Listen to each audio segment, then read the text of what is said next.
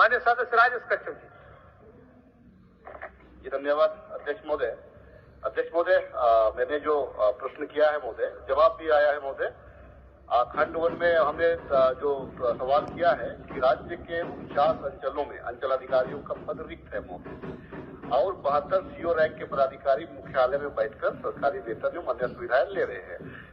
दूसरा खंड में मैंने वही सवाल किया है महोदय कि भाई वो वर्णित अंचलाधिकारियों के रहते एसडीओ एसडीएम रैंक के पदाधिकारियों को सीओ के पद पर आसीन रखते हुए नियमों व्यवस्थाओं की अनदेखी की जाती है महोदय। मैं दो खंड में उत्तर दिया है महोदय। एक खंड में ये कह रहे हैं कि भाई वहाँ पे आपके 2 झारखंड प्रशासनिक सेवा के 2 अधिकारी हैं, 2 पदाधिकारी हैं। दूसरे खंड में ये स्वीकार भी कर रहे हैं कि जो 42 पदाधिकारी हैं, 42 पदाधिकारी अंचल अधिकारी के उत्क्रमित पद पर पदस्थापित हैं। महोदय, मैं ये समझ नहीं पा रहा हूँ कि ये पदाधिकारियों में उत्क्रमित ये है क्या? उत्क्रमित क्या चीज है? माननीय सदस्य मंत्री जी से ही जवाब दिलवाते हैं। माननीय मंत्री जी, सीआई से सीओ बनाने का है ना? जी अध्यक्ष महोदय, बताइए।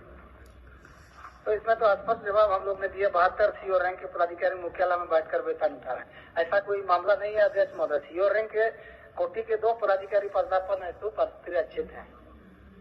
और हम लोग ने दूसरे खंड में ये लिखा है, जैसे उन्होंने पूछा एसडीओ एसडीएम रैंक के पदाधिकारी ही सीओ के पद पर आसीन रहते हुए नियम व्यवस्थाओं की अनदेखी किया जा रहा है। एक्चुअली जो लोग को प्रोन्नति मिला है एसडीएम रैंक में या और मैंने एसडीएम रैंक में, चूंकि हमारे पास सीओ की कमियां हैं, इसलिए प्रशासनिक दृष्टिकोण से उन जगहों को तो खाली रखा नहीं जा सकता है। प्रोन्नति के लाभ से उनको वंचित नहीं किया, प्रोन्नति दी है, लेकिन चूंकि लोगों का काम करना है अंचलों में, इसलिए वो लोग उस जगह पर अभी पदस्थापित है। जब हमारे पास हमने ये भी लिखा है कि परिचयन 209 उपसमाप्ता प्रशिक्षणरत है। प्रशिक्षण पूर्ण होने के बाद मूल कोटि तथा अंचल अधिकारी, प्रखंड विकास पदाधिकारी, कार्यपाल दंडाधिकारी के पदों पर पदस्थापित किया जा सकता है। प्रशासनिक दृष्टिकोण से प्रोन्नति भी पाए तो उनको हम लोग परिवार में उस जगह पर काट रहे हैं, क्योंकि लोगों का काम करना जरूरी है। राजेश जी जवाब देंगे अध्यक्ष, इसलिए कहीं से भी उनके जवाब को हम लोग ने तीसरा खंड वाला पूछे। मैं सिर्फ इतना, ये उत्क्रमित शब्द जो है यहाँ पे है कि पदाधिकारियों में, ये उत्क्रमित शब्द के बारे में मैं बड़ा जिज्ञासा रख रहा हूँ कि ये उत्क्रमित शब्द क्या है?